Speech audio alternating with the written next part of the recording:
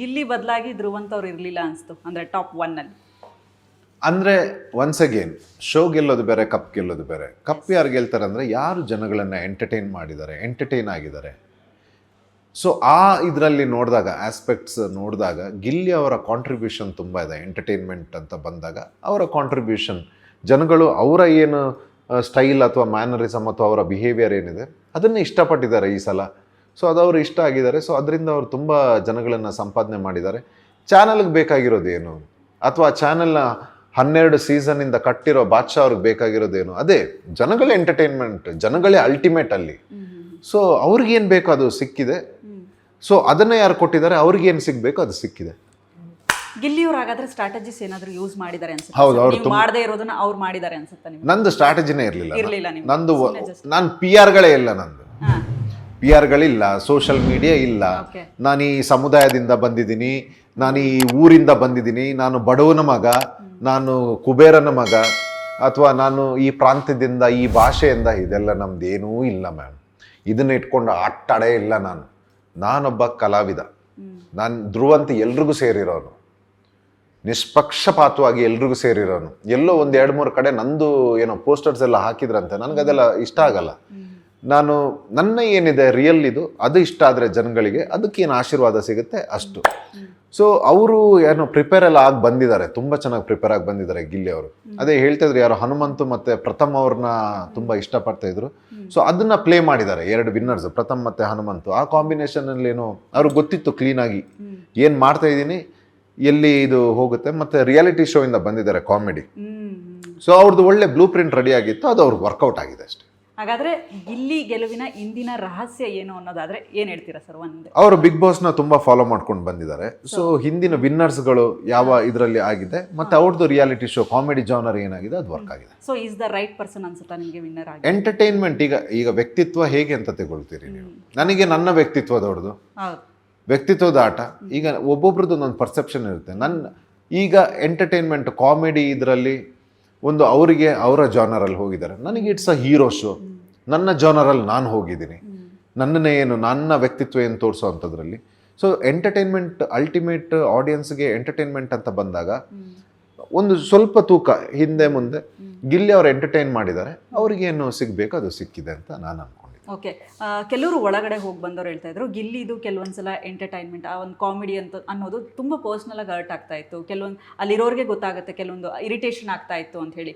ಹೊರಗಡೆ ನೋಡೋರಿಗೆ ಬೇರೆ ಥರ ಕಾಣಿಸ್ತಿತ್ತು, ವಾ Gilli entertainment, Gilli 1 man show ಅಂತ ಹೇಳ್ತಾ ಇದ್ರು. ಇದ್ರ ಬಗ್ಗೆ ಏನು ಹೇಳ್ತೀವಿ? ನಾನು ಅದೇ ಹೇಳೋದು ಮ್ಯಾಮ್, ಈಗ ನಾನು ನಿಮ್ಮನ್ನ ಆಡ್ಕೊಳ್ತೀನಿ, ನಿಮಗೆ ನೋವಾಗುತ್ತೆ. ಇನ್ನೊಬ್ರು ಹೊರಗಡೆ ಇರೋರಿಗೆ ಅವ್ರಿಗೆ ನಾನು ಯಾರು, ನೀವು ಯಾರು? ನಾನೀಗ ನಿಮ್ಮನ್ನು ಆಡ್ಕೊಂಡು ಅಂಥ ದೊಡ್ಡ ವೇದಿಕೆಯಲ್ಲಿ ನಿಮ್ಮನ್ನು ಆಡ್ಕೊಂಡು ಕಿಂಡಲ್ ಮಾಡಿದಾಗ ನಿಮ್ಮನ್ನು ಪ್ರೀತಿಸೋರ್ಗೆ ಬೇಜಾರಾಗುತ್ತೆ, ನಿಮ್ಮ ಮನೆಯವ್ರಿಗೆ ಬೇಜಾರಾಗುತ್ತೆ, ನಿಮಗೆ ಬೇಜಾರಾಗುತ್ತೆ. ನಾನೀಗ ಆಟಕ್ಕೋಸ್ಕರ ನಿಮ್ಮನ್ನು ಇದು ಮಾಡ್ತಾ ಇದ್ದೀನೋ ಅಥವಾ ಪರ್ಸ್ನಲ್ ಆಗಿ ಮಾಡ್ತಾ ಇದ್ದೀನೋ ಅದು ಯಾರಿಗಾದ್ರೂ ಬೇಜಾರಾಗುತ್ತೆ. ಆದರೆ ಹೊರಗಡೆ ಇರೋ ಜನರಿಗೆ ನಾನು ಯಾರು, ನೀವು ಯಾರು? ನಾನು ನಿಮ್ಮನ್ನು ಕಿಂಡಲ್ ಮಾಡಿ ಅದರಿಂದ ಅವರು ಎಂಟರ್ಟೈನ್ ಆಗ್ತಾ ಇದ್ದಾರೆ ಅಂತಂದರೆ ಸೊ ಅದಕ್ಕೆ ಏನಂತ ಹೇಳಿ ನಾನು? ಸೊ ಅದೆಲ್ಲೋ ಇವತ್ತು ಅದೇ ವರ್ಕೌಟ್ ಆಗಿದೆ ಅಂತಂದರೆ ನಾನು ಅದ್ರ ಬಗ್ಗೆ ಕಮೆಂಟ್ಸ್ ಕೊಡಲ್ಲ.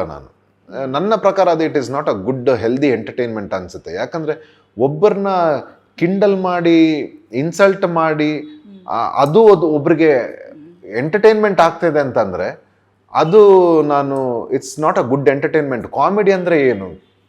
ನೀವು ಬೇಜಾರಲ್ಲಿರೋರು ನೀವು ಅದನ್ನು ಮರ್ತು ಖುಷಿ ಪಡಬೇಕು, that is called entertainment.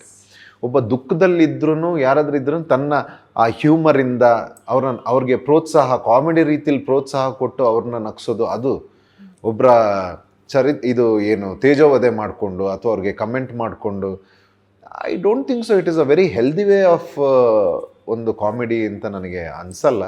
But end of the show again ಜನಗಳು ಏನು ಇಷ್ಟಪಟ್ಟಿದ್ದಾರೆ, ಜಯ ಮಹಾಕಾಲ್. Yes, super. ಗಿಲ್ಲಿಗೆ ಹೊರಗಡೆ ಇರುವಂತಹ ಫ್ಯಾನ್ ಬೇಸ್ ಬಹಳ ಜನ ಹೇಳ್ತಾ ಇದ್ರು ಬಹುಶಃ ಯಾವ ಸೀಸನಲ್ಲೂ ಇಲ್ಲ ಅಂತ. ಯಾಕಂದರೆ ನಾನು ಕಳೆದ ಕಂಟೆಸ್ಟೆಂಟ್ಗಳನ್ನ ಇಂಟರ್ವ್ಯೂ ಮಾಡಿದಾಗ ನಮ್ಮ ಸೀಸನಲ್ಲೂ ಇಷ್ಟೊಂದು ಫ್ಯಾನ್ಸ್ ಇರಲಿಲ್ಲ, ಗಿಲ್ಲಿ ಅವರಿಗೆ ಅಷ್ಟು ಫ್ಯಾನ್ ಬೇಸ್ ಇದೆ, ಅಷ್ಟು ಪ್ರೀತಿನ ಗೆದ್ದಿದ್ದಾರೆ ಅವರು ಅಂತೆಲ್ಲ ಹೇಳ್ತಾ ಇದ್ರು. ಸೊ ಇಷ್ಟೊಂದು ಪ್ರೀತಿ ಗೆಲ್ಲೋದಕ್ಕೆ ಕಾರಣ ಏನು ಅಂತ ನಿಮಗೆ ಅನ್ಸುತ್ತೆ ಸರ್, ಒಳಗಿರೋರಿಗೆ, ಒಳಗೆ ಗಿಲ್ಲಿ ಅವ್ರನ್ನ ನೋಡಿದವ್ರಿಗೆ? ನಾನು ಅದನ್ನೇ ಹೇಳೋದು. ಮತ್ತೆ ನಾನು ಅದೇ ನಿಮ್ಮ ಪ್ರಶ್ನೆಗೆ, ನಾವು ಒಳಗಡೆ ನೋಡೋದಕ್ಕೆ ಬೇರೆ ಇದೆ, ಹೊರಗಡೆ ನೋಡೋದಕ್ಕೆ ಬೇರೆ ಇದೆ. ಈಗ ಅದು ಹೊರಗಡೆ ಬಂದೀಗ ನೋಡಿದಾಗ ಗಿಲ್ಲಿ ವಾಸ್ ಎಂಟರ್ಟೈನಿಂಗ್. ಆ ಕಾರ್ಯಕ್ರಮನ ಆ ವಾಹಿನಿಯಲ್ಲಿ ಯಾರು ನೋಡಿದ್ದಾರೆ, ಗಿಲ್ಲಿ ಎಂಟರ್ಟೈನ್ಮೆಂಟ್ ಆಗಿದ್ದಾರೆ. ಅವರು ಎಥಿಕ್ಸ್ ಆಗಲಿ ಇದನ್ನು ಏನೂ ನೋಡಲಿಲ್ಲ ಆಡಿಯನ್ಸ್. ಗಿಲ್ಲಿ ಅವರ ಎಂಟರ್ಟೈನ್ ಮಾಡಿದ್ದಾರೆ, ಅವರು ಖುಷಿಯಾಗಿದೆ. ನಾವು ಅದನ್ನೇ ಸ್ಟ್ಯಾಂಡ್ ತಗೊಳ್ಳೋದು, ವಾಹಿನಿನೂ ಅದೇ ಸ್ಟ್ಯಾಂಡ್ ತಗೊಳ್ಳೋದು. ನಮಗೇನು ಜನಗಳಿಗೋಸ್ಕರ ಎಂಟರ್ಟೈನ್ಮೆಂಟ್ಗೆ ಮಾಡಿರೋದು ನಾವು ಈ ಕಾರ್ಯಕ್ರಮನ. ಜನಗಳು ಎಂಟರ್ಟೈನ್ ಆಗಿದ್ದಾರೆ, ಯಾರಿಂದ, ಇವರಿಂದ ಆಗಿದ್ದಾರೆ, ಗಿಲ್ಲಿ ಅವರಿಂದ. ಸೊ ಅವರು ಜನಗಳಿಗೆ ಏನು ಬೇಕಾಗಿದೆ ಅದನ್ನು ಅವ್ರು ಕೊಟ್ಟಿದ್ದಾರೆ, ಜನಗಳು ಅವ್ರಿಗೆ ಏನು ಕೊಡಬೇಕಿತ್ತು ಅದನ್ನು ಕೊಟ್ಟಿದ್ದಾರೆ. ಆಮೇಲೆ ಇನ್ನೊಂದು ಕಟ್ಔಟ್ ನೋಡ್ತಾ ಇದ್ವಿ ನಾವು, ಗಿಲ್ಲಿ ಕಾವ್ಯ ಮದುವೆ ಆಗಲೇಬೇಕು ಅಂತ. ಭಾಳ ಜನ ಭವಿಷ್ಯ ಬೇರೆ ಕೇಳಿಸ್ತಿದ್ದಾರೆ, ಗಿಲ್ಲಿ ಕಾವ್ಯದ ಮದುವೆ ಆಗಲೇಬೇಕು ಅಂತ. ಒಳಗಡೆ ನೀವು ಅವರಿಬ್ಬರನ್ನ ನೋಡಿದಾಗ, ಆ ಕಾಂಬಿನೇಷನ್ ನೋಡಿದಾಗ ಅವರಿಬ್ಬರು ಮದುವೆ ಆದರೆ ಚೆನ್ನಾಗಿರುತ್ತೆ ಅನ್ಸುತ್ತೆ. ನನಗೂ ಅದೇ ಕುತೂಹಲ ಇದೆ ಮ್ಯಾಮ್. ನಾನೇ ಕಾಯ್ತಾ ಇದ್ದೀನಿ ಇದು ಎಲ್ಲಿಗೆ ಹೋಗಿ ಮುಟ್ಟುತ್ತೆ ಅಂತ. ಕಾವ್ಯ ಅವರ ಅಭಿಪ್ರಾಯ ಏನು, ಗಿಲ್ಲಿ ಅವ್ರಿಗೆ ಬಹುಶಃ ಏನು ಅಭ್ಯಂತರ ಇಲ್ಲ ಅನ್ಸುತ್ತೆ. ಹೌದಾ? ಬಟ್ ಕಾವ್ಯ ಅವ್ರದ್ದು ಗೊತ್ತಿಲ್ಲ. ನಾನು ತುಂಬಾ ಕುತೂಹಲದಿಂದ ಕಾಯ್ತಾ ಇದ್ದೀನಿ. ಹೌದಾ? ಆದ್ರೆ ಚೆನ್ನಾಗಿರುತ್ತೆ ಸರ್. ಹೇಗೆ ಆದ್ರೆ ಹೆಂಗೆ ಅನ್ಸುತ್ತೆ ನೀವು? ಅವರಿಬ್ರು ಮದುವೆ ಆದ್ರೆ ನನಗೇನಾಗಬೇಕು? ನಾವೇ ನಮ್ಮವ್ರನ್ನ ಹುಡುಕ್ತಾ ಇದೀವಿ, ಯಾರಾದ್ರೂ ಸಿಗ್ತಾರ ಅಂತ. ಅವರಿಬ್ರು ಮದುವೆ ಆದ್ರೆ ನಾನು ಇಷ್ಟೇ ಹೇಳೋದು, ತುಂಬಾ ಚೆನ್ನಾಗಿರಿ, ಜಯ ಮಹಾಕಾಲ್ ಅಂತಾನೆ ಅನ್ನೋದು. ಚೆನ್ನಾಗಿರಿ.